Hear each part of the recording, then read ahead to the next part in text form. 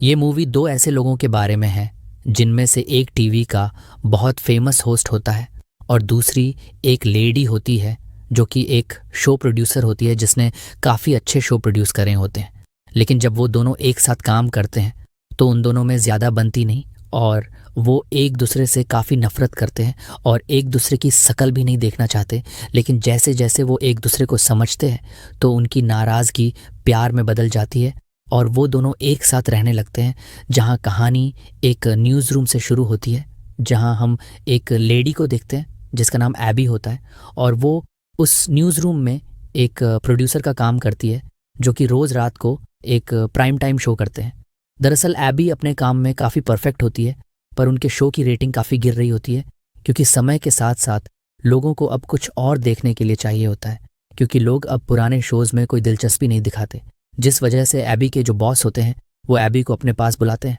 और उससे कहते हैं कि उसे जल्द से जल्द कुछ करना होगा जिससे उनके चैनल की रेटिंग इंक्रीज़ हो सके, और उसने ऐसा नहीं किया तो उसे जॉब से निकाल दिया जाएगा। जिससे एबी काफ़ी परेशान हो जाती है कि आखिर वो ऐसा क्या करें जिससे उनके चैनल की रेटिंग अच्छी हो सके। इसके बाद सीन चेंज होता है और हम एबी को एक रेस्टोरेंट में देखते हैं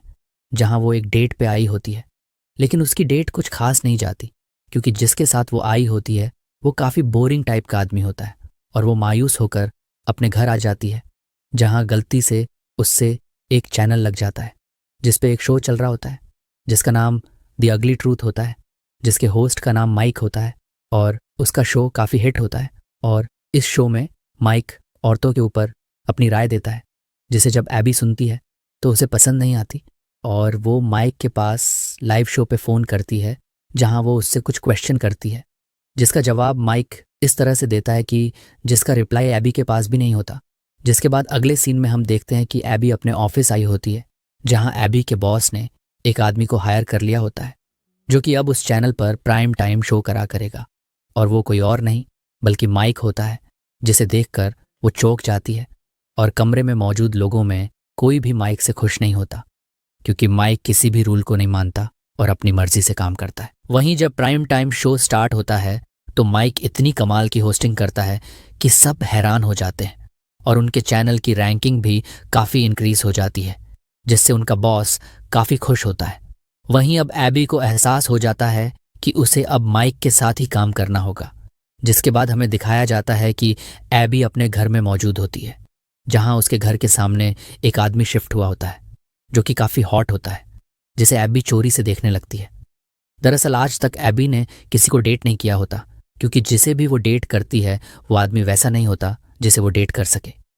इसी बीच एबी अपने न्यूज़ रूम में वापस आ जाती है और माइक, जिसे वो पसंद नहीं करती, उससे ना चाहते हुए भी बात करती है और कैसे वो अपने न्यू नेबर को अट्रैक्ट कर सके उसके लिए टिप्स मांगने लगती है, क्योंकि माइक इन सब मामलों में काफ़ी अच्छा होता है और माइक उसकी हेल्प करता है और उसके न्यू नेबर जिसका नाम कॉलिन होता है उसे पटाने में उसकी हेल्प करता है। दरअसल कॉलिन एक काफ़ी अच्छा डॉक्टर होता है और एक परफेक्ट इंसान होता है जिसकी एबी को तलाश होती है। वहीं अब उस चैनल में सब माइक को पसंद करने लगते हैं क्योंकि सबको अब पता लग गया होता है कि वो काफ़ी अच्छा इंसान है और एक फ्रेंडली नेचर का है। साथ में अब उनको प्राइम टाइम शो जिसका नाम अगली ट्रुथ होता है वो भी हिट हो गया होता है, जिस वजह से माइक को कई ऑफ़र आते हैं और उसे एक लेट नाइट शो में भी इनवाइट किया जाता है, जिससे माइक काफ़ी खुश हो जाता है क्योंकि यही तो उसका सपना था। लेकिन उस चैनल का प्रोड्यूसर उसको बुलाता है और उससे कहता है कि लेट नाइट शो के बाद माइक को दूसरे चैनल से ऑफ़र मिल सकता है और उसे माइक को वो कॉन्ट्रैक्ट लेने से रोकना होगा, नहीं तो हमारे चैनल की रेटिंग गिर जाएगी।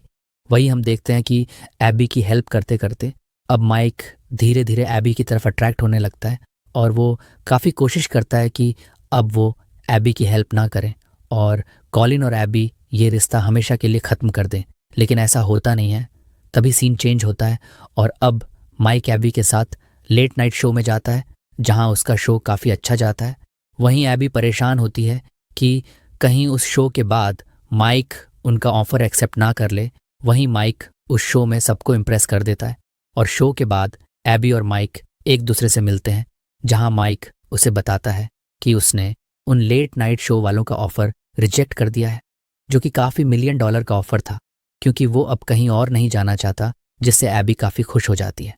तभी वो लिफ्ट में एक साथ अपने अपने रूम में जाने लगते हैं जहां हमें पता चलता है कि एबी भी माइक को पसंद करने लगती है, क्योंकि पहले वो उसे एक अच्छा इंसान नहीं लगता था, लेकिन अब उसका माइक को देखने का नज़रिया बदल चुका होता है।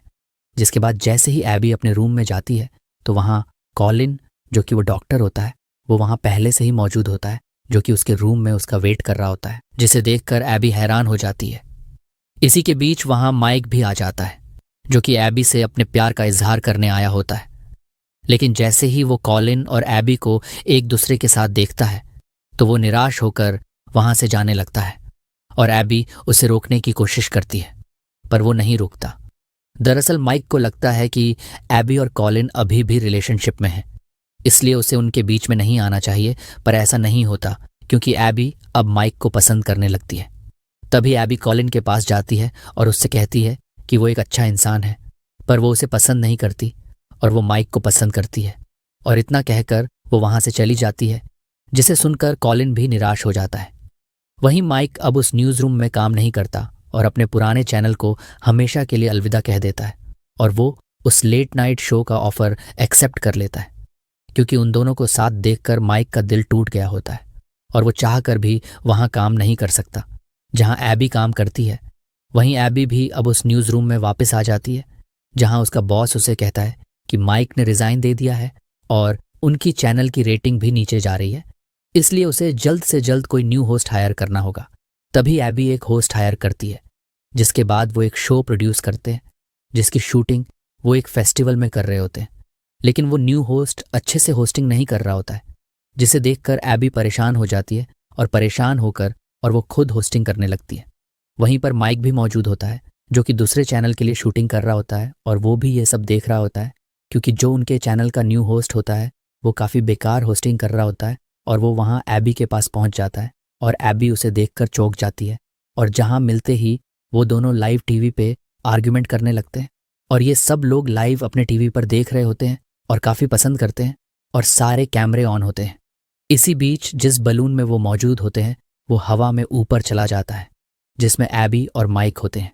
और इसी के बीच माइक एबी से अपने प्यार का इजहार कर देता है, और ये सुनते ही एबी भी उससे प्यार का इजहार कर देती है, और वो दोनों एक दूसरे को गले से लगा लेते हैं, और उन दोनों के बीच जो भी मिसअंडरस्टैंडिंग होती है वो खत्म हो जाती है। और इसी रोमांटिक सीन के साथ ये मूवी खत्म हो जाती है। दोस्तों, ये मूवी 2009 में रिलीज हुई थी, जिसकी IMDb पे 6.5 की रेटिंग है, जो कि काफ़ी ठीक ठाक रेटिंग मानी जा सकती है। वही इस मूवी का बजट $38 मिलियन था, और इस मूवी ने $205 मिलियन का वर्ल्ड वाइड कलेक्शन किया था, जो कि उस समय के हिसाब से काफ़ी अच्छा कलेक्शन माना जा सकता है। और इस मूवी की जो स्टोरी लाइन है वो काफ़ी बेहतरीन है। साथ में जिन एक्टर्स ने इसमें एक्टिंग की है उनकी एक्टिंग इस मूवी को और मज़ेदार बनाती है।